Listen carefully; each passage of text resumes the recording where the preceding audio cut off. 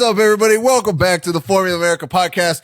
We're your hosts, Kurt and Dylan, and Silverstone did not disappoint. My God, what an exciting race. What a typical, what I think of when I think of a British weather afternoon, just wet, dry, wet, just craziness.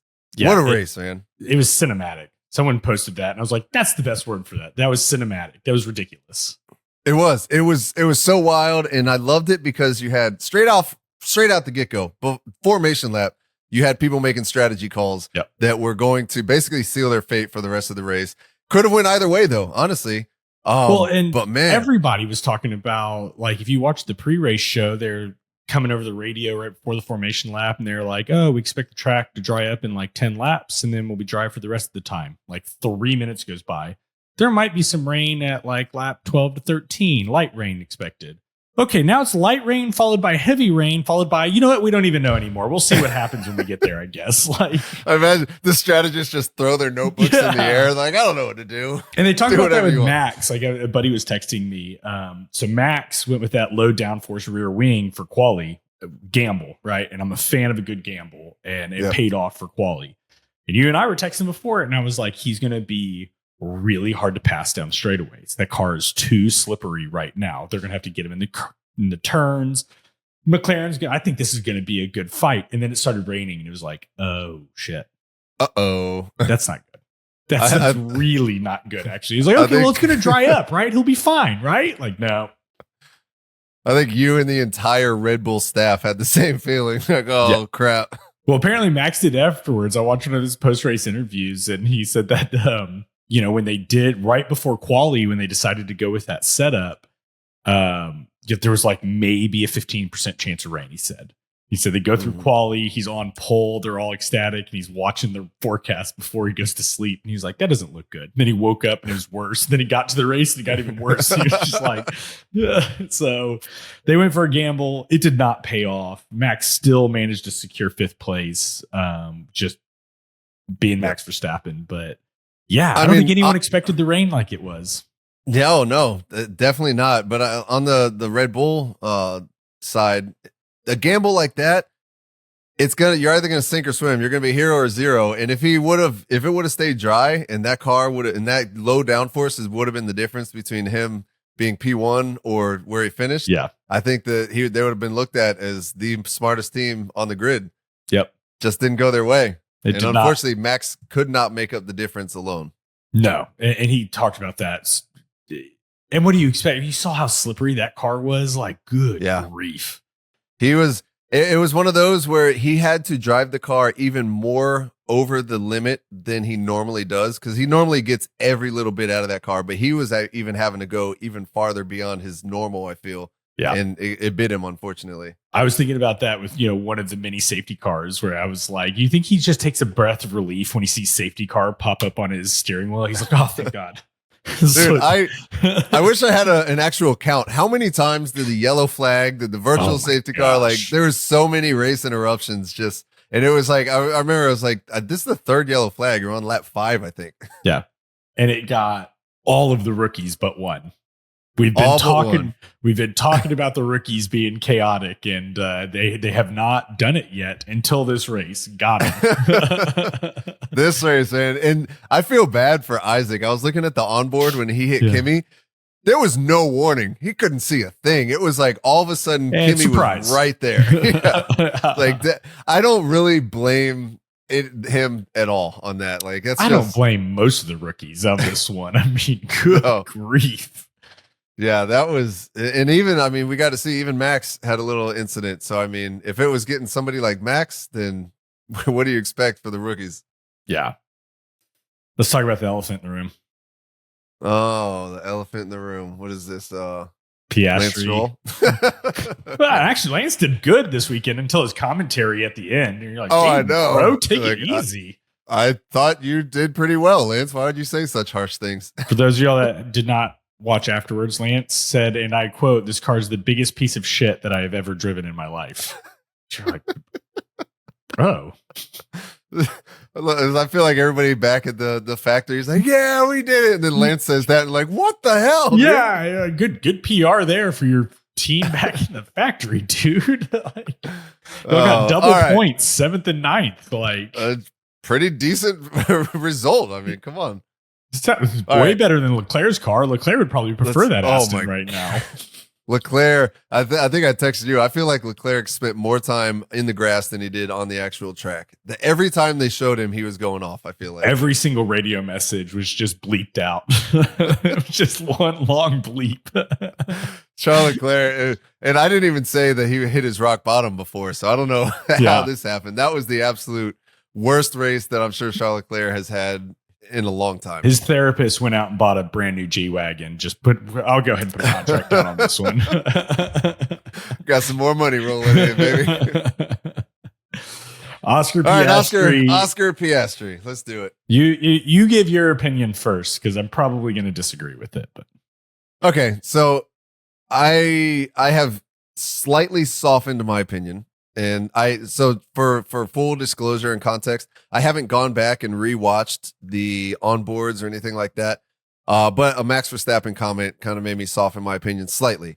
I think so. Basically, what happened is Oscar Piastri got a 10-second penalty for essentially slowing down quite aggressively as the safety car ended. It's not that he slowed down; it's that he slowed down aggressively. Right. Yes. And so Max kind of took slight avoiding actions, maybe exaggerated a little bit. I don't know, but Max ended up passing him, slowed down. But what happened is, and the part that I'm more concerned about is when you look behind Lando Norris, everybody had to slow down. And in those conditions, it was wet. There's spray everywhere. So it made, in my opinion, a very dangerous scenario. And so what happened is Oscar ended up getting a 10-second penalty. I think maybe 10-second, even Max came out and said 10-second might have been a bit harsh. I could see that, but immediately when I saw that, my mind went back to the 2020 Tuscan Grand Prix in Mugello, where they had that kind of slinky effect. Because back then, the cars used to do this concertina thing under safety car, and a lot of people got caught out. They thought that they were going under safety car, but then everybody stopped, and there's a huge pile up. I think 4 guys ended up DNFing. It was a massive crash, though. So it is a genuine safety concern, especially in those conditions. Then why didn't George Russell get one 2 races ago? Okay. See, that's also something else that I have seen. By looking at, and whatever this means, they said that Oscar Piastri's brake pressure was like a 50 point something PSI of pushing. Yeah. I don't know what the hell that means, which is more than double what George did in Canada. And so they said George had like a 24 PSI or something push on the brakes. So they're saying that Oscar's was more aggressive, but also I think that, I don't know. I honestly, I think that it was deserving of penalty. Maybe not 10 seconds, maybe 5 seconds. But it's what happened, unfortunately. And even like I think Jensen Button was saying was that maybe the fact that Max spun right after that kind of made the stewards look at it as being a little bit more egregious, even though that was 10 seconds later. Yeah. But who knows? I don't know. What is your thought on the process or on the situation? I have an issue with the inconsistency of the stewards. And there's already people that, I mean, Max even talks about it, the British bias, that they're always, hooking up the British drivers. And I roll my eyes at it 9 times out of 10. But then they hook Lando Norris up. They don't give it to George Russell. Right? It's just like, maybe, I don't think that they're being biased, but they're not helping themselves. And I massively dislike when stewards make a call that changes a race result due to that call that I don't think was deserved, right? Like 5 seconds, yes, or a fine, or let's talk about it after the race. There's quite a few crashes that they're like, hey, we'll just investigate that after the race. It's like, okay, well, but then you're going to throw a 10-second penalty at this, which it just seems inconsistent. George Russell just did it a couple of races ago where he was saying he's got penalty points on his license to play with, and Max does it. And it's like, that's a little foul play there, big guy. Like, isn't that a little, we'll investigate that after the race. But then we're going to change the race results. World Driver Championship, on the line and close over that. Yeah. That nobody crashed it. There was no, yes, we need to make an example and say, hey, you can't slam on the brakes in wet conditions. Okay. But you're going to affect the entire potential drivers championship over that. Like, yeah. Well, I think the problem is it's this and many other rules are very subjective. There's no black and white. You cannot do this. Basically, the only rule, I guess, is you're creating an unsafe condition. But okay, so at what PSI or what kind of mile per hour decrease constitutes as an unsafe condition or as being against the rules. It's very subjective. As you said in the Tuscan one, 4 cars DNF'd. Absolutely, like drive-through penalty that thing, right? Like that's huge. There was nothing that happened here. Nobody touched each other. So it does not, to me, the punishment did not fit the crime. A 5-second penalty would probably be like, that sucks, but wow, we're about to have a blistering race. Yeah. And this will be entertaining. 10 seconds is like, really? Well, he got 10 seconds and 2 penalty points on his license. And so, I mean, I do agree. I think the 10 seconds was definitely harsh. I think it was deserving of a penalty, but 5 seconds, and that would have given us Lando and Piastri neck and neck right on top of each other. And that would have been freaking exciting. I think McLaren was probably happy with the 10-second because it still created some space between those guys. Because in those conditions, I don't think as a McLaren pit wall, at that point, I feel like you have to come in and be like, hey, you guys need to cool it. Because under those conditions, I think something would have happened. I do too, but I don't know. It just aggravates me. That was Oscar's race to win. He drove it freaking lights out. And I hate that results were swayed by the stewards. Yep. I thought it was interesting that Oscar came over the radio and was like, tell Lando to give me that place back. It's a bullshit penalty. This is my race to win. Yeah. And I knew McLaren was like, are you freaking kidding me? We barely give race orders that in a good way when things are going well. Like, right. And now you want us to let our British driver let you back past in the British Grand Prix? I don't know. No, they definitely are playing favorites, I think. But it sucks for Oscar. I think that just sucks. Yeah, it does. But that's kind of racing. Sometimes luck's on your side. Sometimes it's not. I think that this is. I agree with that statement when we're talking about like when you pit and there's a safety car and like that stuff is luck on your side. Steward subjectiveness and inconsistency is not luck. That's it just bothers me.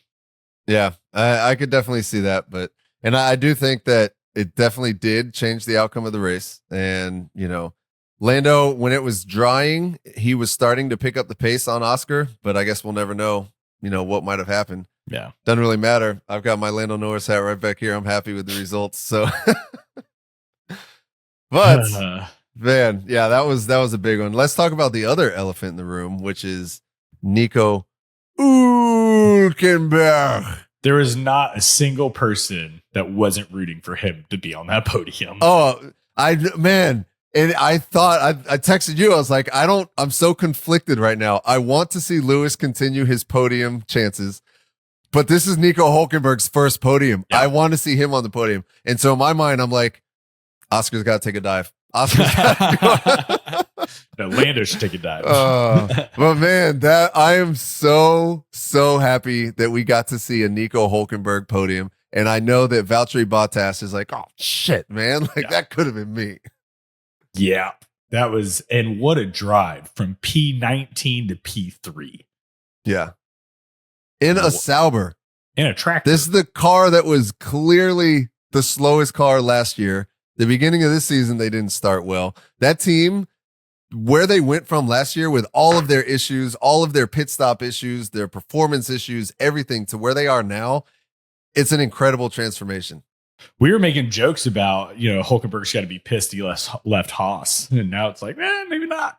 No, not at all. Not at all. So, no, that was awesome. I do kind of sucks that he got a Lego trophy. Can I get the gold medal one that'll last a while, please? Like, I don't. Did you see the post-race interview with where Oscar Piastri asked him? I think my daughter will playing with it. You see him all like, how do we even lift this? I think Lando picked his up and it was like leaning to the side.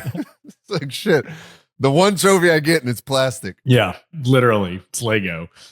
But yeah, that was awesome. I'm super excited for the future of Stake now or Sauber now, just because of seeing and hearing the way that Gabby was over the radio with Nico. And then Gabby ran out there and was like the first one that shook his hand. Max was the first one that shook his hand. Max was, Max was very, even Max posted something very supportive over Nico Hulkenberg. No, Nico posted, Max was like the first comment. He was like, I'm so proud of you, bro, or something. It was like, dude, Max doesn't comment on anything. I don't think anybody was sad about seeing No. that. But I'm just really excited for that driver pairing. I think that they're a very wholesome group, and I think that Gabby actually has a lot to learn because Nico is a great driver. He is. He's just gotten very unlucky with the cars that he's been driving. Yep. But yeah, there's a reason he's him. still in after 239 races, and that he's still in the sport. It's not because he bought his way in. Right. Yeah. Well, how many Lance Stroll's been in for a long time? Oh yeah, weird. That does come up. But luckily he did that documentary that, the super license is there to keep people from buying their way in. Oh yeah, of course. Of course. Pot calling the kettle black. Yes. Let's do some heroes and zeros because I've got a bunch, and I think we're going to talk about a lot of people. I think we can go through all of it. All right, Dylan, why don't you start off this week with your zeros? So my first one on here, I'm going to mention it, but I'm not going to count it because I've already beat it up and I want to talk about other things. But I'm dissatisfied with the stewards and their inconsistencies and subjectiveness. It's fair. That's fair assessment. Moving on to other people. Racing Bulls. Ooh, yes. They had a bad one. So Lawson and Hadjar, and we can't really blame Hadjar, but Lawson's DNF wasn't super stellar either. No. Yeah, I think that boys heading home. That was a bad weekend for them. 2 DNFs. I think Lawson's was kind of, I think it got listed as a racing incident, but I feel like he kind of aggressively cut over in that turn. I think that was a lot of his fault. He was going for the apex there. Yeah, like I admit, whether he thought, was it Ocon? Yeah. Okay, whether he thought Ocon was going to be able to go to the inside, even though he couldn't because he had another car there, I feel like the way that Lawson cut across was just careless on his end. So I put that as being his fault. I 1000% agree with you. So Racing Bulls is definitely up there. I'm gonna beat him up a little bit more, even though we said we were gonna stop. Yuki Tsunoda, he came out after the race and said that he feels completely lost in the car at this point, and it's just it's sad to see. It is. I'm almost putting him on there not because he didn't do well, but because he's personally floundering and failing and losing confidence, and that car is. I didn't know why this is. Oh, because you said there was no red dot. It feels like that second Red Bull seat is about to eat another one. I'm so sad about that. I am too. I want to see Yuki perform, but man, that thing is just destroying him right now. It is. And last, I'm going to throw Mercedes under the bus. Kimi got taken out. He was one of the rookie casualties. George Russell, they gambled in their own way on going onto the slicks, and George called it. He begged for it, and he got it, and it didn't work. And kudos to Mercedes for listening to their drivers. Ferrari could take a card for their playing hand out of that, but just bad. Mercedes walks away with 1 point at Silverstone. It's when George was like, I want those. Well, I like how his engineer was like, what is it? We need to be strategic, not suicidal, brave, or something like that. And then George is like, I want him. And I feel like it was almost the next shot was him just high speed, just doing circles through the grass. Right through Maggots and Beckett's. You're like, there's a turn there, George. So you got what you wanted, George. Hey, he's out there cutting grass again in his khakis and his. Oh man, yeah. All right, cool. I think those are my 3. All right, so we definitely got some overlap. I will go with a couple alternates on here. I'm going to give it up to Charles Leclerc. Yeah, I've got him on my. I just like with Red Bull in their rear wing, I appreciate the gamble. I feel like at that moment there was enough information to warrant not switching to the slicks during the formation lap. They knew rain was coming. Yeah, you're just going to have to pit for him again. He went on a gamble though, and like I said, every time they showed him he's off track, he was bullying those Williams. Did you see him throwing it in on Carlos? Yeah, he threw it in the corner on Carlos. He bullied his way through by Alex Albon, and so he was out there driving angry. And unfortunately for him, It didn't work well. What did he finish? 14th. P14. Just in front of Yuki. Yeah, second to last. So weekend to forget for Charles Leclerc. My next one, he's an alternate. I didn't have him on my initial list, but I will go with Max Verstappen. Just because we got to see a rare mistake. Any other driver makes that mistake, I don't think it puts them on a zeros list, but that's just a rare. You don't see that out of Max. No. Like I'm talking about when he spun, but I think the way he handled it was beautiful. He caught it. He didn't go too crazy. He didn't freak out and completely beach the car or anything. Do you hear what David Coulthard said? Why he was able to keep it on track like that? No. He said that when that happens, the best drivers, like what Max did, let off the brake and pull the clutch and let each tire find its own traction. And when you have 3 tires with traction, then you let off the clutch so that you'll be facing the right way. Very, very smart. Which you're just like, he did what? At 120 miles an hour spinning towards a wall, just in the rain. God, dog, dude. Hey, good. That's what separates the good ones, or the good ones from the mediocre. All right, and my last one, the rookies.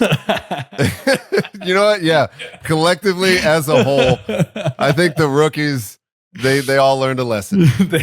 all of them except for Ollie Behrman. Some of them learned different lessons than the others, but I think they all walk away as better drivers, hopefully. But yeah, we'll go with the rookies on that one. All right, what do you got for your heroes? We've got Nico Hulkenberg on there, obviously. Of course. I'm going to give it up for Pierre Gasly. Yep. 6th place finish in the Alpine tractor. It just kind of kept his nose clean the whole time. Yeah. Good on him. I'm going to give it to McLaren as a whole. They made every call right. They were, I know Max beat them in quali, but otherwise, I mean, just what a weekend. Lando won it because it was given to him, like most things. And Oscar drove a lights out race. But McLaren as a whole just really, I think, deserves a good on him. And I was going to give it to Aston Martin. So we got double points finish at Silverstone. And then Lance comes out and opens his big fat mouth. And you're just like, yeah. It'd be better if he just didn't talk ever. Or race. That too. You can talk as much as you want somewhere else. Not in Formula One. You do, Lance, go do NASCAR. The commentary there would be perfect.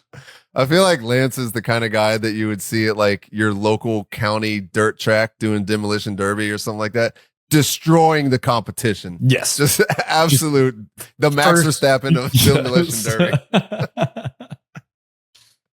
All right, what do you got? All right, so I wasn't going to, but since you made that stupid comment about Lando Norris, I'm going to say that McLaren, and I'm going to refute the fact that you say it was given to Lando.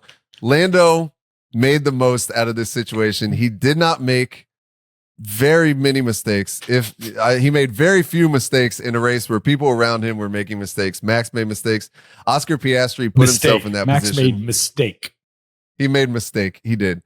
Oscar Piastri put himself in the position to get a penalty, so that was on him. Lando was there driving a great race and wound up being a British driver or winner in the British Grand Prix. McLaren they did a great job. Beyond them, I'm going to I know that he doesn't feel like it. I'm going to give it to Lewis Hamilton again. Yes. And he was upset, understandably, home Grand Prix. I'm sure he wanted to do better. But what I'm seeing is every week, every race that is, the results are getting better. Every race, Lewis is getting more comfortable with the car. Now this race, he handily beat his teammate, which a lot of it was his teammate beating himself. But I just see that he's getting more and more comfortable and competent behind the wheel of that Ferrari. And so I'm going to give him, I think that he was a winner for the weekend, even though in his interviews, it didn't seem like it. I loved his interview, what he said about the car. And I think it really puts it into context. He said, it's like teaching someone that doesn't have rhythm how to have rhythm. He's like, it's really, really difficult. He's like, it's snappy and then it doesn't respond. And then he's like, it's so inconsistent. It's like trying to dance with someone that doesn't know how to dance. He's like, it's really hard. And I was like, That's a really good way of putting that. I like that analogy, actually. And for it to be that snappy and that lacking of rhythm, and for him to finish in 4th place in that crazy of a race. Yeah. Like, we all know how good Lewis is in the rain. And so I love that analogy too, because it's like that car was stepping all over his toes, basically. We got to see it. Like, Lewis is great in the rain, but that car was so unpredictable. And like you said, it's snappy and he's just slipping and sliding everywhere. I thought for a second, for a couple laps, that he was going to be able to catch Nico, but at the end, he just didn't. He couldn't with that car. He had a couple offs, which cooled the tires and left the. He got a couple of snaps that I'm sure gave him some pucker factor. That he was like, I don't know, I have the confidence to go around the outside of Hulkenberg right now. Look, I think a P4 is probably one of the best results that he could hope for in yesterday's conditions. So, in my book, he's a winner. And my last one, I have to double tap. First podium in Formula One, 239 race starts. The longest, one of the records that nobody wants, and he finally did it, got on the podium. I wish that Lando and Oscar would have sprayed him with some more champagne. Yeah, I was figuring they were going to everybody go after. I don't know if Lando and Oscar are just too new to. I think that if there were older drivers up there, it would have been all on Hulkenberg. But I was a little surprised by that. It was a kind of lonely podium, but it was a podium. So it was the podium. Good for him. Did you see that Sauber didn't have any champagne or anything, so Mercedes pitched in and brought him a whole bunch of champagne so they could all celebrate together? I was like, that's awesome. Cool. That's cool right there. That just sucks that your team is just not even, a podium's not even in the cards, so you don't even pack the champagne. Yeah. Like, what do we have to celebrate? Yeah. So good for Mercedes. brought it in. Well, good, because they definitely did not need it. So no, they definitely didn't. All right, let's move on to. Fuck, I don't want. Unless you have anything else, our predictions. Oh, I don't want to do these predictions. All right, I'm pulling a Max Verstappen over here, just falling backwards on the predictions for one. Yeah, buddy. All right, well, you go ahead and get the spreadsheet pulled up. I will go ahead and start. On pole, I had Mr. Lando Norris. I had Piastri. None of those were right. Who would have known that Max Verstappen was going to put a perfect lap in? Purple sector 1, purple sector 2, yellow the third one. He was like, I already saw I was up. I didn't need to risk it. You're the man, Max. He did it again. All right. P3, I had George Russell. P3, I had, oh my God, I'm looking now. I almost got a perfect podium. P3, I had Lewis Hamilton. Yep. Missed that one.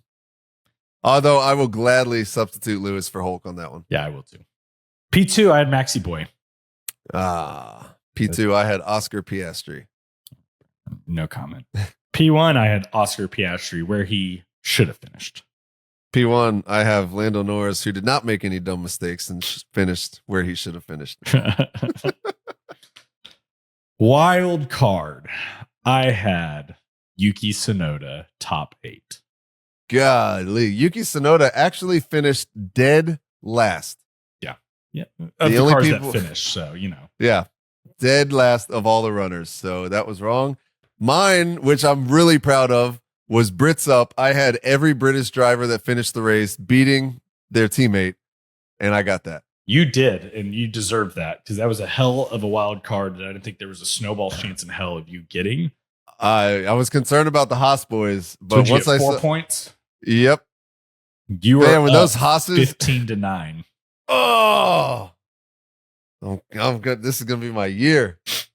That's gonna be great. Me and Lando are gonna win the championship together. I dropped to 10th place because I lost 35 points on Racing Bulls, 20 points on Isaac Hyde, and 20 points on Isaac Hadjar. So I dropped down to 10th. You moved up to 7th. You did 3x on Lando Norris this weekend. I did 3x on Lando Norris. I did 2x on Hulkenberg. Well, you did 2x on Hulkenberg, dude. On Hulken, I took a punt on that one. You got 96 points for that, and then you had Isaac Hadjar and Liam Lawson. If I didn't have those two weighing me down, I would have rocketed up the standings this week. You know what? Because you put 2x on Nico Hulkenberg. No comment then. Well done, Kurt. Oh, the Racing Bulls really screwed me on that one. Yeah, they did me as well. Who we got up front? So Advantage Max is still up there. Ooh, he did freaking awesome, minus Bortoletto losing him 20 points. We got Providence Racing in number 2. We got Womp Womps in number 3. All these guys, the only one Womp Womps lost was Carlos Sainz, deducted 1 point. We then got Pod Squad, who's a new one, up in 4th place. Good job. Isaac Hadjar almost got them. Give Me the Steering Wheel in 5th. Seat Full of Water Racing. Very apt name for this weekend. And then Curtis Rokapla at 7th place with We Are Checking. Yeah. Moving back up. Surefire, number 8. My Car 1, number 9. And myself at number 10. Hell yeah. We've got 49 people in this. I'm really glad that you and I at least are the top 10. I got cocky at the beginning when I was floating in like the top 4. Yeah. And then after that, it just went downhill quick. And so now I got to claw my way back up. Oh, dude, what a freaking race. What a weekend. Is. What a race. Silverstone delivered. It definitely did. And I would like to say, I know I had Max in my zeros list, but I would like to give it to him. He did fight back, and he ended up, what did he finish in, like Fifth 5? Yep. So good for him. Just, man, there's so much going on. So much this weekend. I can't even count how many yellow flags there were. Yeah, far too many. So, let's see. What do we got next? We've got Spa, my favorite one. Hell yeah. So 2 weeks. 2 or 3 weeks. It's like not. July 25th is the weekend. So July 27th is the actual race. Man, that one, so that's we always got a good one. 2 weeks off. That sucks because after that, we're going to Hungary, and then that's the last one, I think, before the summer break, right? Man. What a weekend. Silverstone, as always, delivers. Yep. Oh, man. One day we got to get out to that track. Even do you see what their with weekend attendance was? 500,000? Yes. Something like that? That's wild. Right. Everybody needs to get out to Coda because Coda is normally right up there at 4 something. We got to bolster those numbers this year. We can't let the Brits take it from us. Oh, man. All right. Well, I think that's going to be it for this one. We'll be back next week, even though we have a week off of Formula One action. I'm sure there'll be some stuff that we'll hop on and talk about next week. But other than that, Dylan, do you have anything else? That's all I got, Kurt. All right. Well, on that note, stay classy, America. We'll see you next time.